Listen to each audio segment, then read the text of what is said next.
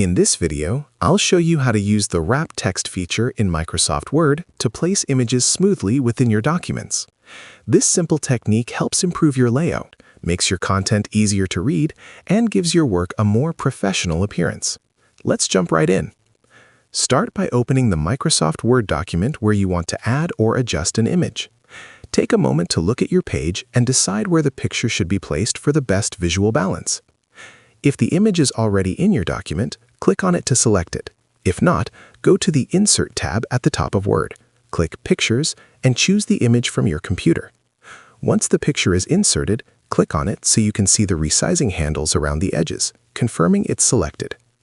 Next, right-click on the image to open the context menu. From the options that appear, hover over or click Wrap Text. This setting controls how your text flows around the picture. You'll see several wrapping choices, including inline with text, square, tight, through, and top and bottom. Each option changes how close the text sits next to the image. For this tutorial, select Tight. This allows the text to follow the shape of the image more closely, creating a clean and natural-looking layout. As soon as you apply this option, you'll notice the text automatically rearrange itself around the picture. Now, you can click and drag the image to any spot in your document.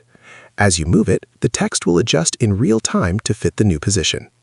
Feel free to experiment with different wrap options and placements until everything looks just right. This flexibility is especially helpful when creating documents like reports, newsletters, or flyers, where images and text need to work together smoothly. And that's it. You've successfully used the Wrap Text feature in Microsoft Word to enhance your document's layout.